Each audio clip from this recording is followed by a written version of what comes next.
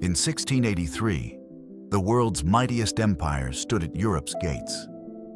300,000 Ottoman soldiers surrounded Vienna, a living ocean of tents, steel, and faith, certain that the city would fall by dawn. Inside the walls, barely 15,000 men and women stood ready to die. They had no army left, no food, no hope, only a secret weapon the Ottomans could neither see nor understand. Because this wasn't just a battle of swords and cannons, it was a war of wills, fought in the shadows, in silence, and in the heart of every terrified defender. And when the moment came, that secret would turn the tide of history. Not through power, but through something far deadlier. Stories like this deserve to be remembered. Subscribe and share. The streets of Rome glistened with gold that morning. Trumpets blared, children threw petals across the cobblestones, and behind them came the thunder of hooves, the triumphal procession of a victorious emperor returning from war. The crowd roared his name as his chariot rolled through the Arch of Titus, pulled by white horses draped in crimson. Laurel crowns shimmered in the sun, trophies gleamed from every cart, shields, swords, and idols ripped from fallen cities. The air itself seemed drunk with triumph. But victory has two faces. Beyond the cheers, behind the arches carved with angels and victories, the camera drifts to where the sunlight fades, to the rear of the procession, where the spoils of conquest limp in chains. Men and women from foreign lands stumble barefoot, their faces streaked with ash and blood. Children cling to each other, terrified, as Roman guards drag them forward. Their language, their gods, their names, all forbidden now. Their future will be decided by the next auctioneer's hammer. To the crowd, they are not people.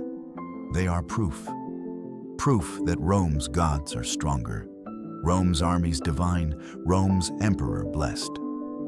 The citizens cheer, tossing coins and bread as the slaves are whipped forward. And in that sound, in that mixture of applause and agony, lies the truest voice of the empire. Because Rome was not built on marble, it was built on bones. Historians would later write of Rome's greatness, the aqueducts, the roads, the laws that bound continents together. But beneath every polished stone lies a grave, and behind every triumphal march, a massacre.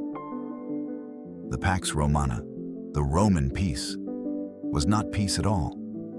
It was submission carved into flesh. For every province Rome conquered, 100 cities were erased. For every emperor crowned, 1,000 children were enslaved. Augustus, the man they called a god, began the pattern. He promised stability after decades of civil war, but his peace was paid for in blood. Entire tribes in Hispania and Gaul were uprooted, their men crucified along the roads to remind others what Roman order meant. He ordered conquered kings to march at his feet in chains during his triumphs, their crowns displayed as ornaments on his chariot. Some of those kings were executed the next day.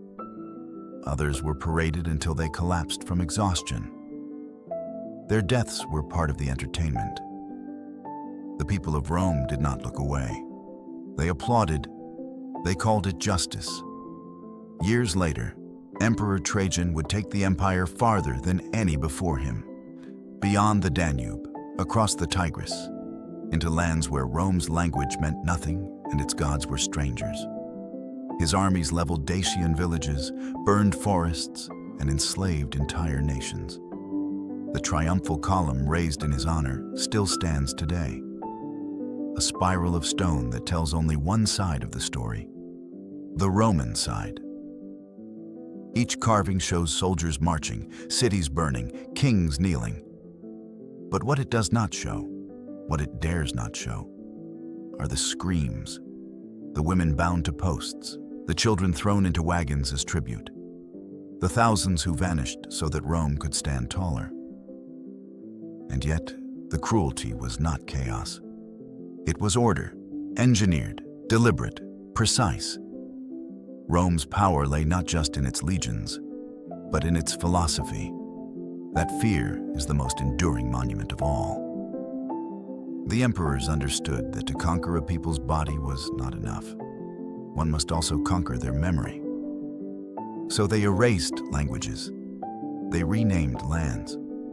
They turned temples into shrines for Roman gods. And when resistance flared, they answered with spectacle. In one province, rebels were crucified every mile for 60 miles straight. In another, entire families were buried alive under city gates. A ritual dedication to secure Rome's victory. To the Senate, it was policy. To the people, it was divine will. To the conquered, it was hell-made law. Hadrian, the philosopher emperor, built walls to separate empire from chaos. But his hands were no cleaner. When Judea rose in revolt, he burned it to the ground. The survivors were scattered to the winds. The name Judea was erased from maps. It became Palestina, a final insult to a nation that dared to resist. He called it peace. History called it extinction. The Romans had a word for this: exemplum, an example, a warning. Every conquered people became one. Their suffering was not hidden. It was displayed. A punishment so spectacular that no one else would dare follow. And the emperors knew exactly how to make it last. They turned pain into theater. Gladiator games reenacted conquests with real captives, dressed as barbarians, slaughtered for the crowd's delight. Mock naval battles filled the Colosseum with bloodied water and burning ships. The emperor would smile as the crowd cheered. That was Rome's true religion, worship through domination. To understand Rome's greatness is to face its ghosts. Behind every marble statue stands a slave who carved it. Beneath every temple lies the dust of those who built it and never returned home. The empire's beauty was an illusion, crafted to hide the screams. A civilization wrapped in perfection, but born in cruelty. The world remembers the emperors as gods: Augustus, the father of peace; Trajan, the conqueror; Hadrian, the builder. But for the conquered, they were something else entirely. Executioners with crowns. And though their monuments still stand, their empire's silence cannot bury what it cost. Because somewhere, beyond the marble and the myths, there remains the echo of their victims. Voices that whisper through time. We were here. We built your empire, and we bled for your glory. As the triumphal procession fades into the distance, the camera lingers on the faces of the captives. Eyes empty, feet blistered, chains glinting under the Roman sun. A soldier strikes one who stumbles. The crowd laughs. The emperor raises his hand, and the city erupts again in celebration. The narrator's voice drops to a whisper. This is how peace was made. Not through mercy, but through memory. Not through justice, but through fear. What Rome called peace, the world remembers as horror. The music swells. The camera pulls back from the city of gold, revealing miles of roads lined with crucifixes and broken banners fluttering in the wind. The empire stretching endlessly, magnificent and monstrous. Fade to black. Rome understood something that every empire after it would imitate. That terror lasts longer than victory. Conquered armies could rise again, but conquered minds could not. So Rome learned to rule not only with legions, but with symbols. With fear carved into the landscape, with suffering turned into spectacle, until obedience became instinct. After every conquest, the lesson began. The generals would gather the survivors, not to spare them, but to teach them. Defiance was a disease, and fear was the cure. When Carthage fell after 3 brutal wars, the Romans did not simply burn it. They erased it. The city that had once rivaled Rome for dominance of the Mediterranean was methodically destroyed. Its walls torn down, its fields salted, its name forbidden to be spoken. The survivors were sold into slavery by the tens of thousands. Senators in Rome watched the smoke rise from across the sea and called it justice. The message was clear. There would never be another Carthage. Jerusalem met the same fate centuries later. When its people rebelled under Emperor Titus, Rome's response was biblical in scale. The legions surrounded the city, cut off its water, and starved it into madness. Mothers ate their dead children. Priests were slaughtered inside the temple itself. When the gates finally fell, the city was reduced to ash. The Temple of Solomon was stripped of its treasures, and the menorah, the sacred light of a people, was carried through Rome's streets as a trophy. On the Arch of Titus, it still stands, carved in triumphal relief. What it does not show are the bodies piled beneath it. Rome never hid its cruelty, it displayed it. Along every major road, crucified bodies lined the way, thousands of them, sometimes for miles. It was not random punishment, it was propaganda. Each dying rebel was a signpost, each writhing body a whisper to the next province. This is what happens to those who defy us. The sight alone broke nations long before swords could. Psychological warfare became Rome's greatest invention. They learned to make an example of rebellion so absolute that the idea of resistance itself became suicide. In Gaul, when Vercingetorix united the tribes against Caesar, he was paraded naked through the streets of Rome, displayed like an animal, then strangled at the foot of Jupiter's statue. His death was a ritual, not revenge, but a reminder that no king, no matter how brave, could defy the gods of Rome. Even nature was turned into a weapon.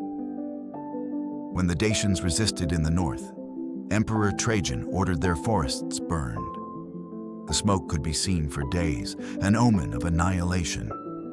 The people who once hid in those woods had nowhere left to run. When the Celts rebelled, their sacred groves, places where their gods were said to dwell, were cut down and set ablaze. Temples collapsed into ash. Priests were crucified beside their idols. Rome understood that destroying a people's spirit meant more than killing their bodies. It meant cutting their roots from the earth. In Britannia, rebellion led by Boudica brought the same lesson. Her warriors burned Roman towns, slaughtered soldiers, and for a moment, it seemed the island might slip from Rome's grasp. But when the legions struck back, they did so with merciless precision. Tens of thousands of Britons were butchered in a single day. Survivors were branded and enslaved. Villages were relocated, not for strategy, but for surveillance. The empire turned its colonies into open-air prisons where even thought was policed by fear. Every act of rebellion was answered with an act of theater. The punishments were staged to be remembered. Rebels were executed in front of their families. Prisoners were forced to build their own crosses. Captives were sent into the Colosseum, dressed as the gods they once worshipped, and made to die in reenactments of their own myths. Rome's cruelty was never random. It was scripted, rehearsed, perfected. But perhaps the most terrifying weapon Rome used was silence. After crushing a province, they erased its story. Maps were redrawn, names were changed. The people were absorbed into new colonies, their languages forbidden, their histories rewritten. They were told to call themselves Romans, to forget what they had been. It was the slowest kind of death, the death of identity. To the empire, a conquered people who forgot they were conquered would never rise again. And for those who remembered, Rome had other lessons. In Egypt, they replaced the pharaohs with governors and gods with emperors. In Judea, they outlawed the rituals that bound a people together. In Numidia, they drafted the sons of their enemies into the legions, turning the conquered into the instruments of further conquest. Rome's genius was not only that it destroyed its enemies, but that it made them serve in their own destruction. Even Rome's architecture was psychological warfare. The roads that stretched from Britain to Mesopotamia were lined with milestones engraved with the names of emperors, constant reminders of who ruled the world. The amphitheaters, aqueducts, and temples were not built for the conquered. They were built to remind them that Rome was eternal, and they were not. Every stone was a message. Every triumphal arch was a warning. And yet, beneath this empire of terror, there was admiration, a dark fascination. Conquered peoples learned to mimic the empire that enslaved them. Some took Roman names, wore Roman clothes, built Roman villas. It was the ultimate victory of Rome's fear. When submission became aspiration, to survive meant to imitate the conqueror. To resist meant to vanish. The emperors called it pax, peace. But the peace of Rome was the silence of the graves it left behind. It was the quiet of broken nations too afraid to speak their own names. Rome did not merely kill rebellion. It buried the idea that rebellion was possible. That was the genius of their rule, that centuries later, even their victims would call it civilization. From the ashes of Carthage to the ruins of Jerusalem, from the forests of Dacia to the highlands of Britannia, one truth echoed louder than all others. Rome's empire was not held together by loyalty or love, but by fear, fear that lingered long after the legions were gone. And as history looks back on Rome's glory, the question remains, was it brilliance or brutality refined into art? Because to the conquered, Rome's greatest monument was not the Colosseum, nor the Forum, nor the marble temples that still stand. It was the line of crosses stretching across the horizon. And on each one, the empire's lesson was written in silence. Rome did not only conquer land, it harvested it. Every campaign, every victory, every burning city was followed by the same quiet arithmetic. How many prisoners, how much labor, how much life could be extracted from defeat? To Rome, a human being was not sacred.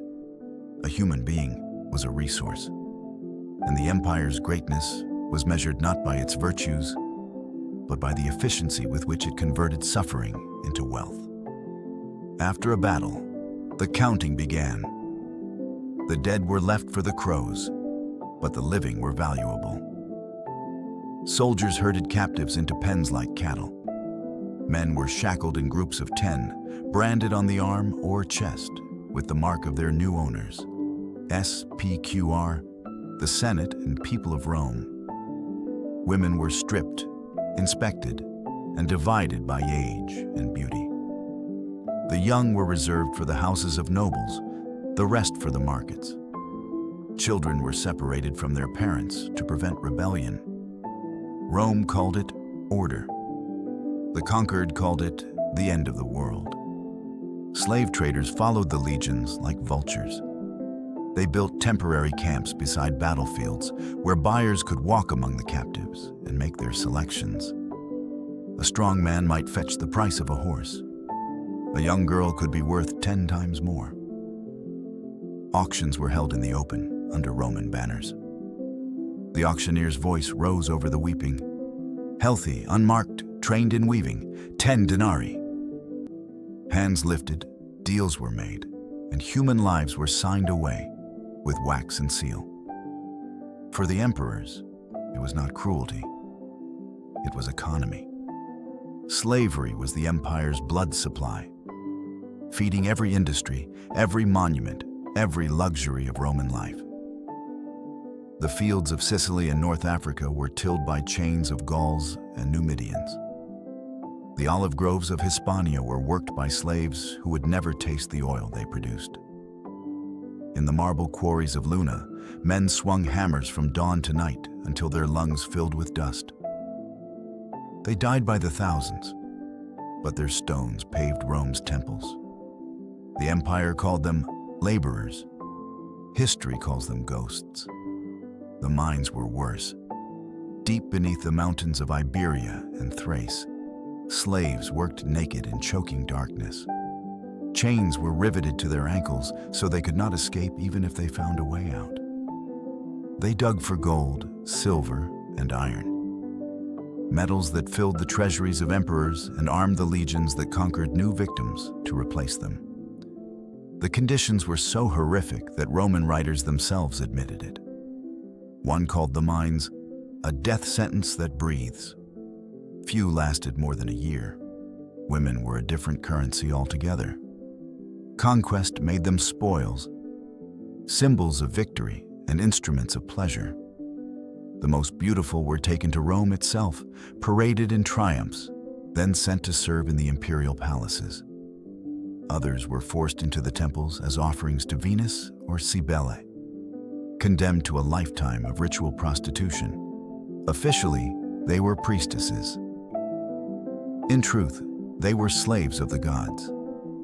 The rest became household servants, concubines, or wet nurses, their bodies taxed until they were no longer useful, then sold again. In Rome's heart, beneath the laughter of banquets and the splash of fountains, these captives toiled unseen. They cooked the food, cleaned the streets, tended the baths, built the monuments, raised the emperor's children, and died without names. Freedom was a word they spoke only in dreams. Even children were not spared. Boys from Thrace, Gaul, and Africa were taken from their families to be trained as gladiators. They were raised in ludi, brutal academies of violence, where every meal was a preparation for death. Their bodies were molded into weapons. Their blood became sport. Some were promised fame if they survived. Few did. In the Colosseum, 50,000 citizens cheered as the conquered slaughtered each other for entertainment. Rome called it heroism. The victims called it what it was: sacrifice. The system was vast, organized, and coldly mathematical. Records were kept of every slave transported, every shipment of captives distributed to provinces, every family divided. The government taxed slave markets, took commissions on sales, and rewarded generals based on the number of prisoners captured. Human life had become imperial currency, a flesh tax on the defeated. Skilled captives were treated differently. Artisans, engineers, and scribes were shipped directly to Rome, where their talents built the empire's grandeur. Greek architects designed temples for the gods that destroyed their homeland. Egyptian masons carved the obelisks that lined Roman plazas. Syrian sculptors chiseled statues of emperors who had conquered their ancestors. The more the empire grew, the more it depended on the genius of those it enslaved. In the countryside, estates known as latifundia sprawled across thousands of acres. They were owned by senators and generals, worked entirely by slaves. Overseers carried whips, and the smell of sweat and blood hung over the vineyards. If a slave fled, the punishment was mutilation. If a slave rebelled, the punishment was death for the entire household. One uprising led by the gladiator Spartacus terrified Rome. 70,000 slaves fought for freedom. When it ended, 6,000 were crucified along the Appian Way, their bodies left to rot under the sun. No one buried them. Their corpses became the empire's longest monument. And still, the machine turned. Every year, new wars brought new labor. Every victory meant fresh shipments of flesh. In times of peace, the supply ran low. and the Senate urged the emperor to conquer again. The economy of conquest required constant feeding. Rome did not wage war for security. It waged war to stay alive. Inside the city, wealth flourished. Senators dined on silver plates.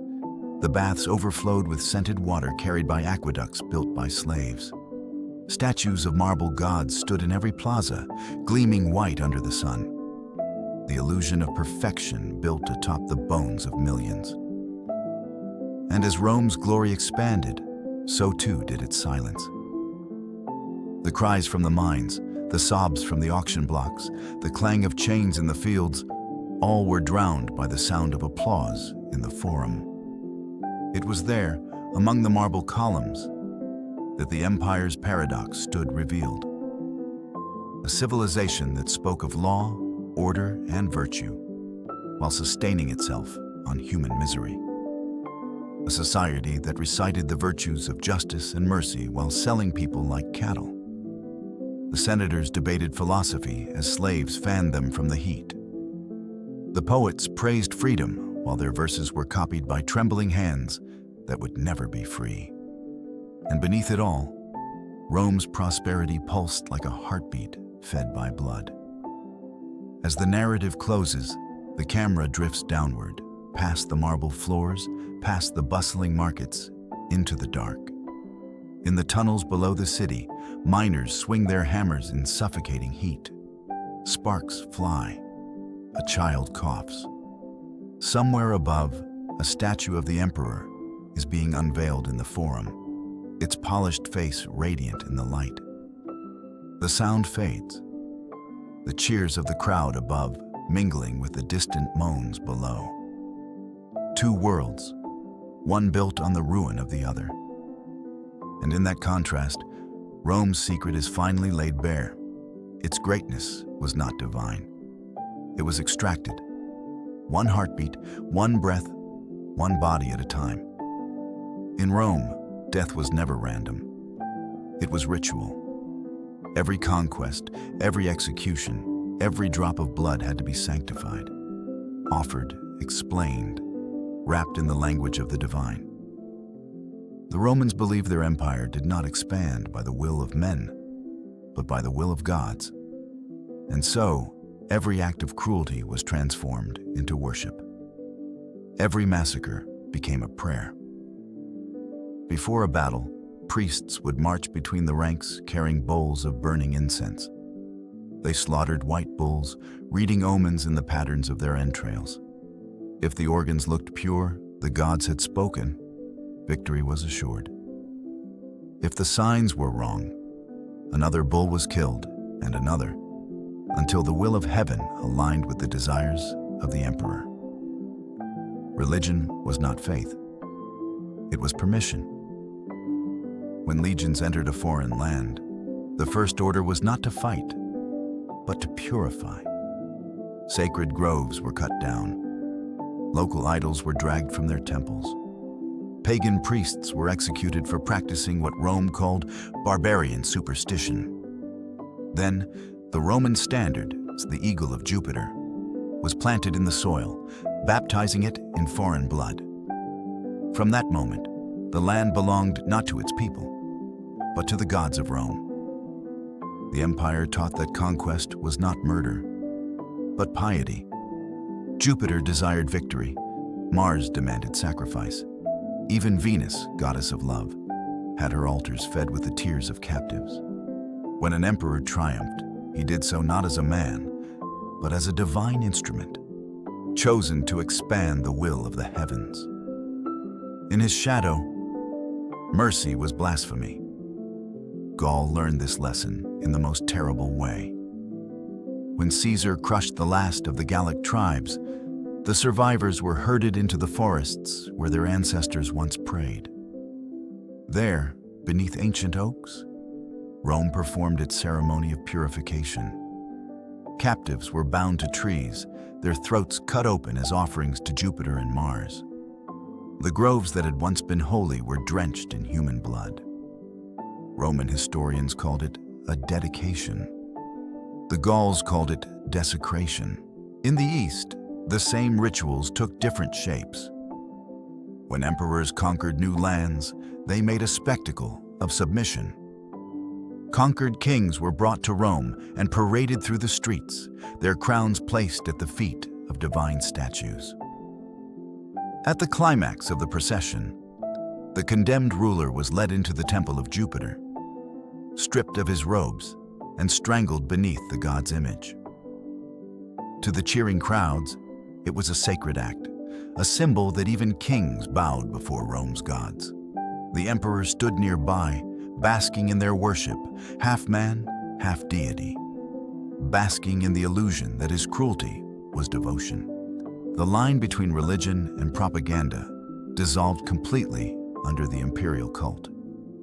Emperors began to demand worship not as representatives of the gods, but as gods themselves. Augustus built temples in his own name. Caligula declared himself the living Jupiter.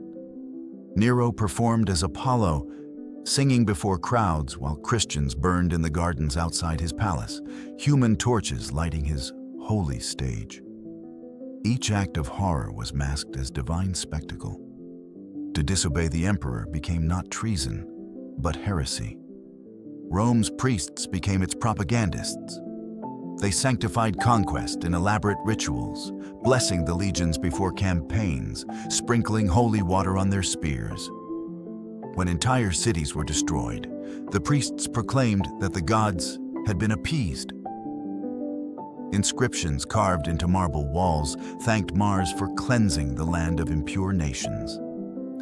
The gods were always on Rome's side because Rome decided what the gods wanted.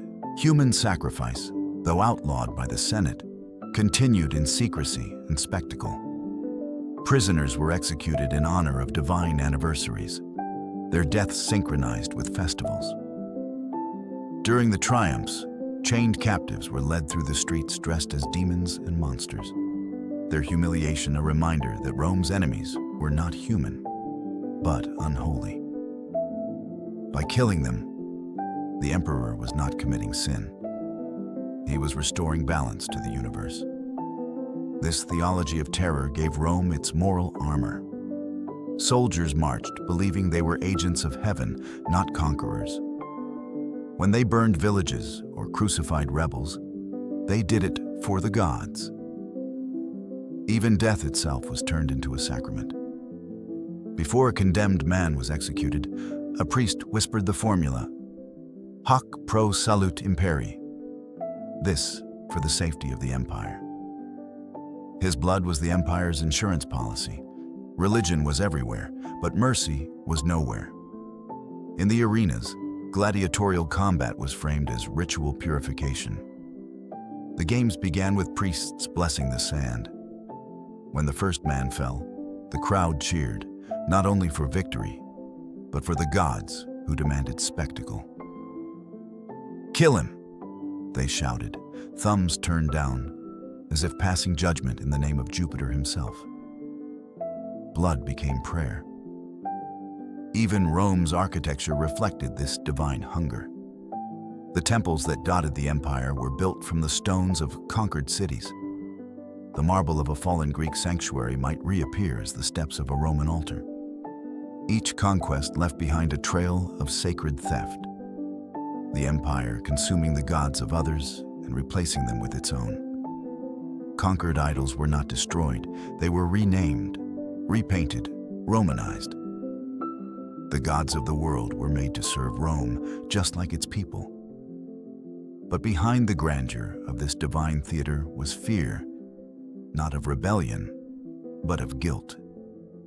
Rome's rulers knew that their empire was built on atrocities too vast to confess. So they buried their sins beneath incense and ceremony. Every sacrifice, every parade, every temple built from the bones of slaves was another attempt to silence the conscience of an empire. And still, the gods demanded more. The priests said the omens called for victory. The generals said victory required death. The emperor said death required faith. And so, the circle turned endlessly. Faith feeding blood, Blood-feeding empire, empire feeding faith. Centuries later, when Christianity began to spread through the empire, its followers were hunted for rejecting this system of holy violence. They refused to sacrifice to the emperor, refused to call murders sacred. For that, they were thrown to lions, burned, or crucified, punished not for rebellion, but for disbelief. The empire could tolerate anything except a faith that placed morality above its gods.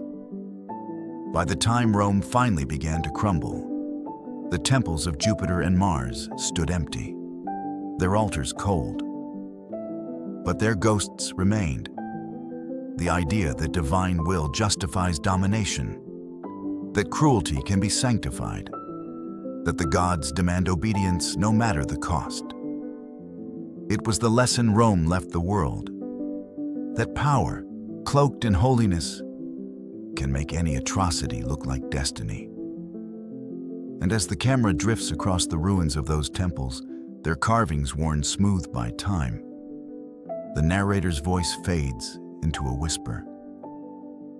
The gods of Rome have long been silent, but their echoes still haunt the world. Every time power cloaks itself in faith, every time conquest is called divine. They said the gods demanded it, but it was never the gods who hungered. It was Rome. 2,000 years later, the empire that once called itself eternal lies in fragments. Marble cracked, temples hollowed, statues worn smooth by time. The city that ruled the world now whispers through dust and shadow. Tourists wander its ruins with cameras and bottled water, tracing steps once soaked in blood. They marvel at the Colosseum's arches, the Forum's columns, the triumphal roads that still stretch straight and proud across the Italian countryside, unaware, perhaps, that every stone is a gravestone, and every path was once paved by hands in chains. Rome is gone, but its echo never left. It lingers in the language we speak, the laws we follow, the architecture we build. Its legacy is etched into civilization like a scar, beautiful from afar, brutal up close. For centuries, history praised the empire for its discipline, its order, its genius. But what history forgot to mention is what that genius cost. The glory of Rome was not measured in marbles or gold. It was measured in suffering. Every victory carved another name into the ledger of the conquered. Every monument stood upon someone's grave. Walk through the Colosseum today and listen carefully. Beneath the chatter of tourists, beneath the click of cameras and the shuffle of shoes on stone, there's another sound, faint, almost imagined. The echo of chains, the whisper of iron dragged across the floor, the low murmur of thousands of voices swallowed by time. They were the slaves, the prisoners, the gladiators who fought and died for the empire's amusement. Their names were never recorded, their stories never told, but their presence remains, clinging to the air like smoke. The tour guides call it the masterpiece of Roman engineering, an arena that could flood for mock naval battles, empty and refill in hours, seat 50,000 souls. They do not mention the hundreds of thousands who died to make it so. The sand beneath that arena drank more blood than any battlefield. It was there that Rome turned cruelty into ceremony, death into entertainment, and suffering into a national sport. The cheers of the crowd may have faded, but their echo is eternal, proof that civilization and savagery often share the same heartbeat. Outside the arena, the streets of Rome shimmer beneath the sun.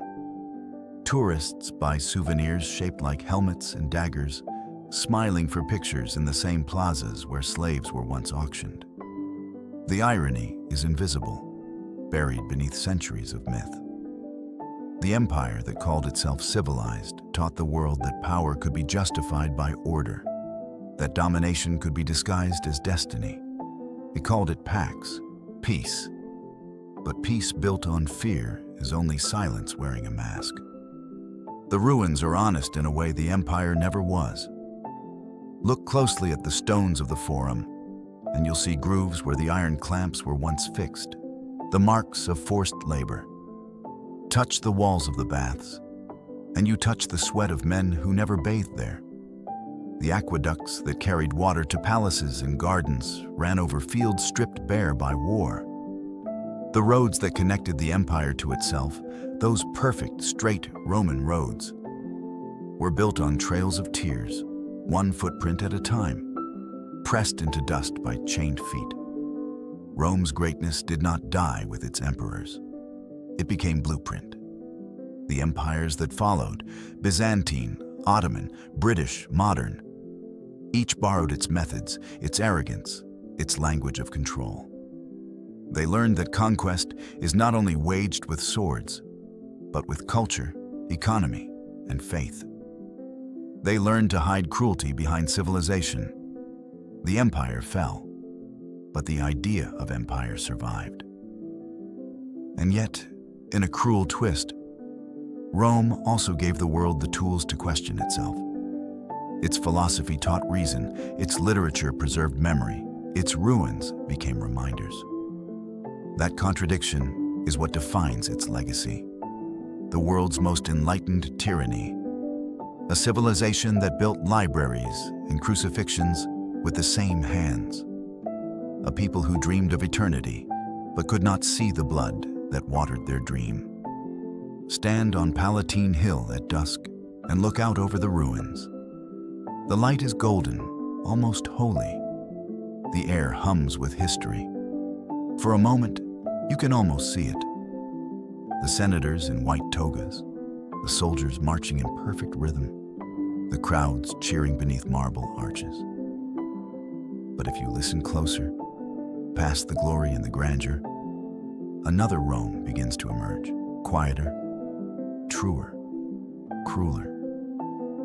The Rome of slaves buried beneath the stones, of mothers whose children were sold, of conquered peoples whose gods were silenced. That Rome has no monuments. It exists only in the echo. The echo is not just sound, it's the weight of memory, pressing through time. It reminds us that power always carries a shadow, that progress always comes at a price. Rome did not vanish because it was defeated. It vanished because it believed it could never fall. Its walls were strong, but its conscience was weak. And when the legions grew tired, when the slaves could no longer build, when the faith that justified the cruelty began to crumble, the empire collapsed under the weight of its own silence. Centuries later, the same lesson still whispers from its ruins. The world still builds empires, with banks instead of armies, laws instead of legions. Nations still call domination peace, still worship strength disguised as order. Rome is gone, but its reflection remains. In every government that values power over people, in every monument that hides suffering behind beauty. As night settles over the city, the Colosseum glows under electric lights. The tourists leave. The streets grow quiet. A breeze stirs through the arches, and for a moment, it sounds like breathing, as if the stones themselves remember. Because they do. The empire's victims may have vanished, but their voices linger in the cracks and corridors of history. You can't see them, but you can feel them, in the weight of the silence that follows every triumph. And as the camera pulls back, showing Rome from above, the ruins lit like bones beneath the stars, the narrator's voice returns, low and steady. Empires rise and empires fall. Their monuments turn to dust, their gods to ghosts. But memory endures. Every stone in Rome remembers the cost of its own perfection. Every road they paved was a trail of tears. Every triumphal arch was a grave. And every echo you hear among these ruins once belonged to someone who was never meant to be heard. A pause, the city silent again, timeless and heavy. Then, softly. If stories like this remind you how power hides behind beauty, share them. So the silence of the conquered is never repeated. The screen fades to black. The sound of distant chains fades with it, until only the wind remains, whispering through what's left of the empire that once called itself eternal.